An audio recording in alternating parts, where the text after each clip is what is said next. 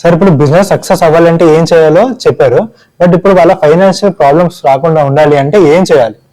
So మేజర్గా అంటే business సెగ్మెంట్స్లోకి వచ్చేటప్పుడు ఏంటంటే బిజినెస్ టు బిజినెస్ అని, బిజినెస్ టు కస్టమర్ అని చెప్పేసి అని, బిజినెస్ టు గవర్నమెంట్ అని, బిజినెస్ టు B2B2C అని చెప్పేసి అని డిఫరెంట్ టైప్స్ ఆఫ్ సెగ్మెంట్స్ ఉంటాయి. మనం ఏంటంటే చిన్న వ్యాపారాల గురించి మనం మాట్లాడుకుంటున్నాం కాబట్టి B2C related kind of financial planning ఏదైతే ఉంటుందో దాని రిలేటెడ్ కావాలంటే డిస్కస్ చేద్దాం. దీంట్లో ముఖ్యంగా ఒక 7-8 పాయింట్లు ఉన్నాయని చెప్పేసి మనం చెప్పుకోవచ్చు. మేజర్గా మనం డిస్కస్ చేసుకోవాల్సి వచ్చినప్పుడు ఏంటంటే చాలా మంది వాళ్ళ వ్యాపారం స్టార్ట్ చేయడానికన్నా ముందే వాళ్ళకి టఫ్ టైమ్స్ వస్తే ఆ టఫ్ టైమ్స్ కి మనీ అనేటువంటిది లేకుండా ఉంటుంది. అలాగా అంటే నేను ఇందాక చెప్పినట్టుగా ఏంటంటే నెలాఖరికి వచ్చేటప్పటికి నాకు ఈ వ్యాపారం నుంచి డబ్బులు రాకపోయినా పర్వాలేదు, నేను సర్వైవ్ అవ్వగలను, సస్టైన్ అవ్వగలను అనేటువంటి థాట్ ప్రాసెస్, నాతో పాటు నా వ్యాపారం కూడా సక్సెస్ అవుద్దా లేదా, సస్టైన్ అవుద్దా లేదా అనేటువంటి చాలా ఇంపార్టెంట్. సో దానికి కావాల్సినటువంటి మినిమం వర్కింగ్ క్యాపిటల్ ఏవైతే ఉంటుందో అది చాలా ఇంపార్టెంట్ అని చెప్పేసి చూడాల్సి ఉన్నటువంటి అవసరం ఉంటుంది. అండ్ రెండోది ఇంకొకలా చెప్పాల్సి వచ్చేటప్పుడు ఏంటంటే ఏదైనా బిజినెస్ ఫెయిల్ అవ్వాలి అనేటప్పుడు రెండే మేజర్ రీజన్స్. ఒకటి డబ్బులు లేకపోవడం, డబ్బులు ఉన్నప్పుడు సరిగ్గా వాడకపోవడం. ఈ రెండే రీజన్స్ కింద ఉంటాయి మనకి. ఈ రెండు రీజన్స్ కి మనం ఆన్సర్స్ అనేటువంటిది ఫైండ్ అవుట్ చేయగలిగితే ఎటువంటి టైప్ ఆఫ్ బిజినెస్ అయినా సరే రన్ అవుద్ది. ఫస్ట్ ఇది వచ్చేటప్పటికి సరైనటువంటి డబ్బులు లేకపోవడం, రెండోది వచ్చేటప్పటికి డబ్బులు ఉన్న టైంలో దాన్ని ప్రొడక్టివ్గా వాడుకోకపోవడం. అది ఇండివిజువల్ లైఫ్కి అదే వర్తిస్తుంది, బిజినెస్లకి అదే వర్తిస్తుంది, స్మాల్ బిజినెస్కి అయినా అదే వర్తిస్తుంటుంది. ఇప్పుడు బైజూస్ తాలూకా ఎగ్జాంపుల్కి వచ్చేటప్పటికి వాళ్ళకి డబ్బులు ఉండేటప్పుడు ఎంత విచ్చలవిడిగా ఖర్చు పెట్టారు అనేటువంటిది చూసాం. అంటే ప్రొడక్టివిటీ అనేటువంటిది లేకపోవడం. రెండోది నిజంగా కష్టాలు వచ్చే టైంకి వాళ్ళ దగ్గర డబ్బులు లేవు, సో అప్పుల కోసం వెళ్ళడం జరిగింది. సో ఇన్ఫాక్ట్ మన ఇండివిజువల్ లైఫ్ లో కూడా ఈ రెండింటిని మనం గుర్తుంచుకుంటే కనుక we can try to overcome అని చెప్పేసి చెప్పవచ్చు. రెండో పాయింట్ కింద మనం చెప్పుకోవాల్సి వచ్చినప్పుడు, సో చాలా మంది క్యాష్ ఫ్లోస్ కి ప్రాఫిట్స్ కి రెండింటికి డిఫరెన్స్ అనేది తెలియదు. సో చాలా మంది అనుకునేది ఏంటంటే ఓకే నేను ఇవాళ ఒక 100 రూపాయలు వస్తువు 100 రూపాయలకు కొన్నాను, దాన్ని 110 రూపాయలకు అమ్మాను, ఆ 110 రూపాయలు వీళ్ళ లాభం అనుకుంటారు.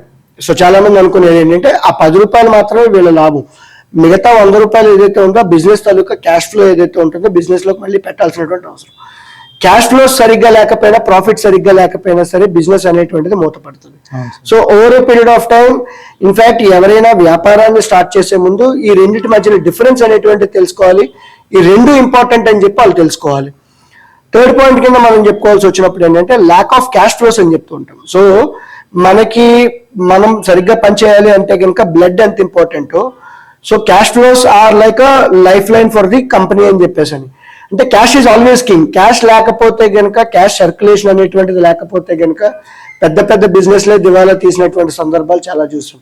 సో ఈవెన్ చిన్న వ్యాపారాలకైనా సరే, పెద్ద వ్యాపారాలకైనా సరే మీ తాలూకా వ్యాపారాలు ఏవైతే ఉన్నాయంటే క్యాష్ ఫ్లోస్ ఏవైతే ఉన్నాయో బాగా మేనేజ్ చేసుకోవాల్సినటువంటి అవసరం. దీంట్లో ఏంటంటే మీకు రావాల్సినటువంటి డబ్బులు టైంకి రావడం, మీరు పే చేయాల్సినటువంటి డబ్బులను మేనేజ్ చేసుకోవడం, అండ్ వర్కింగ్ క్యాపిటల్ని ప్రాపర్గా మేనేజ్ చేసుకోవడం. ఏవైనా కొత్త కంపెనీలు ఎక్వైర్ చేయాల్సి వచ్చేటప్పుడు వర్టికల్గా కావచ్చు, హారిజాంటల్గా కావచ్చు, వాటిని ఏమైనా సరే మనం ఎక్వైర్ చేయాలి అనుకునేటప్పుడు ఆ అమౌంట్స్ అనేటువంటి మన దగ్గర ఎప్పటికప్పుడు రెడీగా ఉంచుకోవాల్సినటువంటి అవసరం ఉంటుంది. సో ఇక్కడ ఒక చిన్న చిట్కా ఏంటి అంటే కనుక చాలా వరకు చాలా మందికి ఏంటి అంటే రెగ్యులర్ ఆపరేటింగ్ ఎక్స్పెన్సెస్ అంటాం. అంటే ఏంటి, ప్రతిరోజు ఉండేటువంటి ఖర్చులకి, అంటే సామాన్లు కొనడానికి, తర్వాత రెగ్యులర్ బిజినెస్ రోజువారీగా నడవడానికి కావాల్సినటువంటి అమౌంట్లు ఆ బిజినెస్ నుంచే జనరేట్ అవ్వాలి. అలా జనరేట్ అవ్వకుండా మనం బయట నుంచి అప్పు తీసుకొచ్చి పెడుతున్నాము అంటే కనుక ఆ బిజినెస్ అనేటువంటిది క్లోజ్ అయ్యే అవకాశం చాలా ఎక్కువ ఉంటుంది.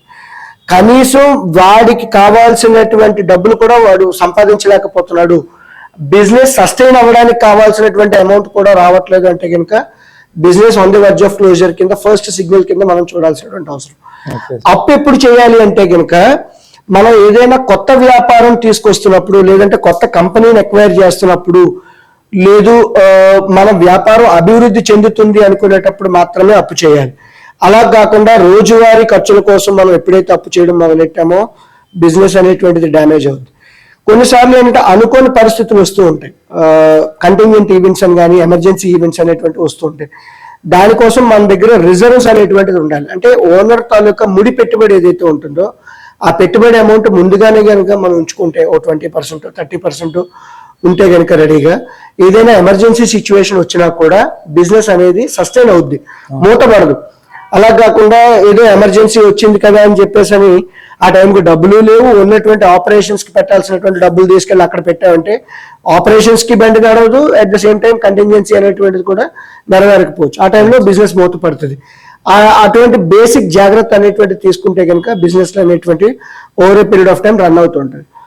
నెక్స్ట్ ప్రాపర్ మార్కెటింగ్ అనేటువంటిది ఉంటుంది. అంటే యాడ్ స్పెన్స్ ఏదైతే ఉంటుంది, బడ్జెట్ అంటాం, ఆ బడ్జెట్ అనేటువంటిది కేటాయించకపోతే ఆబ్వియస్లీ బిజినెస్ అనేటువంటిది క్లోజ్ అవుతుంది. కస్టమర్కి ఏంటి అంటే, కస్టమర్ అనుకోండి, క్లయింట్ అనుకోండి, వాళ్ళకి ఆన్ టాప్ ఆఫ్ మైండ్ ఉండాలి. మనం ఎన్నిసార్లు కనబడుతున్నాం అనేటువంటి చాలా ఇంపార్టెంట్. చిన్న ఎగ్జాంపుల్, డబ్బులు ఎవరికి ఊరికి రావు. సో ఇప్పుడు ఈ మాట అనగానే మనం ఎవరు గుర్తు వస్తున్నారు అనేటువంటిది మనకు అర్థం అవుతున్నది. And at the same time భూమి అంటే కనుక మీ భవిష్యత్తు, మీ పిల్లల భవిష్యత్తు అని చెప్పేసి అని చెప్తూ ఉంటాడు.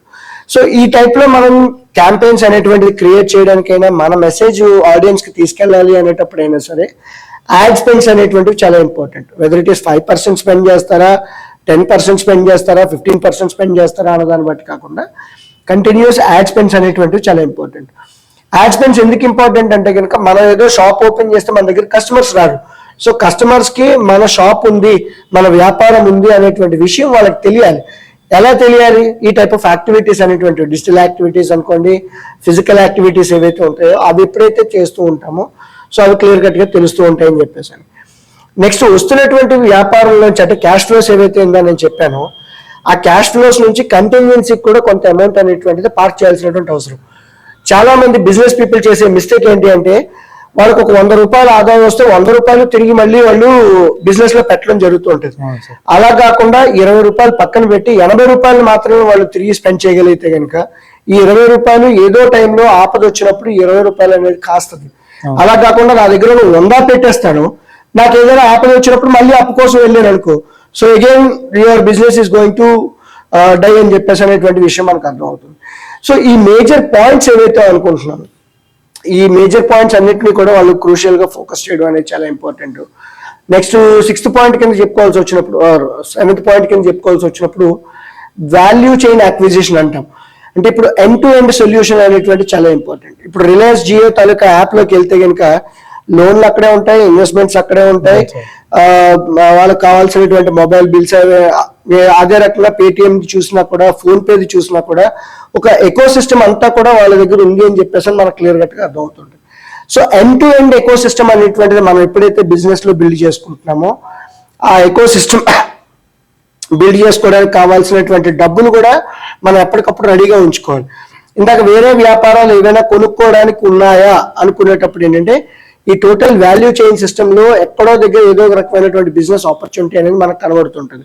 సో ఆ బిజినెస్ యాక్విజిషన్ అనేటువంటి చేయగలిగితే కనుక business over a period of time long run లో నిలబడుతుంది అని చెప్పేసి తెలుసుకోవచ్చు మనం.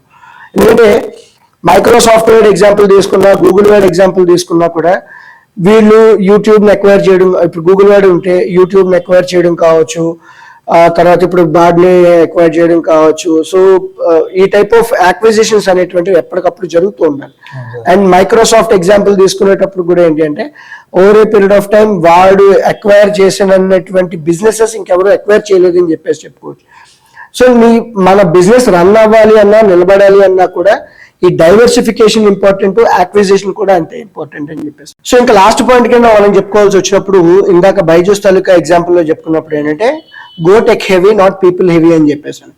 సో జనరల్ గా మనం పీపుల్ తాలూకా అంటే టీమ్ తాలూకాది కావచ్చు, ఎంప్లాయీస్ తాలూకాది కావచ్చు, వాళ్ళ తాలూకా ప్రొడక్టివిటీని మెజర్ చేసేటప్పుడు 100 మంది ఎంప్లాయీస్ ఉంటే 5 మాత్రమే బాగా ప్రొడక్టివిటీ మెయింటైన్ చేయగలుగుతారు, 5 నుంచి 10 మంది మాత్రమే.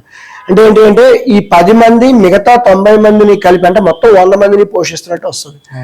సో అలాంటి ప్రొడక్టివిటీ ఇష్యూస్ ఇప్పుడున్నటువంటి జనరేషన్ లో లేకుండా ఉండాలి అనుకునేటప్పుడు gig economy kind of hiring అనేటువంటి చేసుకోవడం కావచ్చు, ట్రైనింగ్ అనేటువంటి చేసుకోవడం కావచ్చు, లేదంటే టెక్నాలజీ మీద ఫోకస్ అనేటువంటిది పెట్టుకోగలిగితే మనకున్నటువంటి కోర్ టీం ఏదైతే 10 మందో 15 మందో అనుకుంటామో అంతకు మించి ఎక్స్పాండ్ అవ్వాల్సి వచ్చినప్పుడు ఏంటి అంటే, వాళ్ళ తాలూకా ప్రొడక్టివిటీ కంపెనీ మీద పడదు అని చెప్పేసి మనకు అర్థం అవుతుంటుంది. ఇది ఎందుకు మళ్ళీ నేను స్ట్రెస్ చేస్తున్నాను అంటే కనుక, ఏదైనా ఒక B2B కంపెనీ కావచ్చు, B2C కంపెనీ కావచ్చు, మేజర్ ఎక్స్పెన్స్ ఎప్పుడైనా సరే ఎంప్లాయీ తాలూకా కాస్ట్ ఉంటుంది. అంటే 30% to 40% ఆఫ్ ది ఎక్స్పెన్సెస్ ఏవైతే ఉన్నాయో ఎంప్లాయీస్కి పోతూ ఉంటుంది.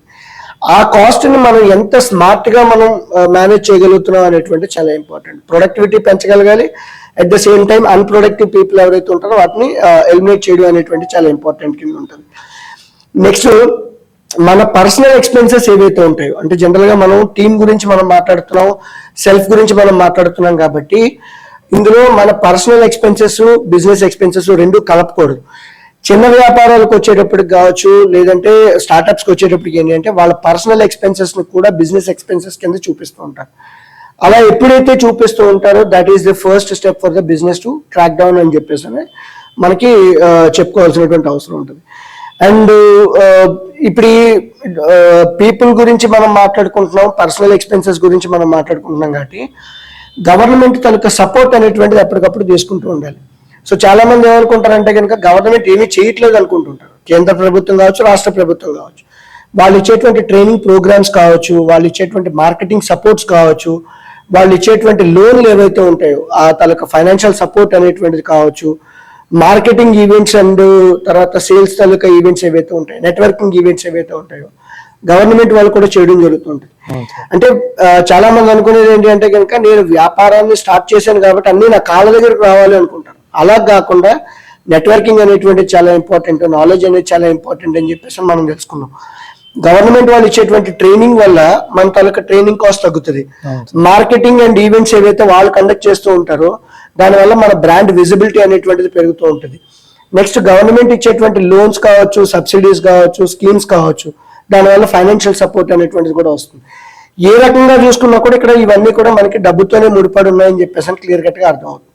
సో ఇప్పుడు మనం మాట్లాడుకున్నటువంటి ఈ 7-8 పాయింట్లు ఏవైతే ఉన్నాయో వాటిని ఫైనాన్షియల్ గా మనం డిసిప్లిన్డ్ గా ఉంటూ మేనేజ్ చేసుకుంటే కనుక సక్సెస్ అనేటువంటిది ఖచ్చితంగా వస్తుంది. సక్సెస్ అనేటువంటిది రాకుండా ఉండదు.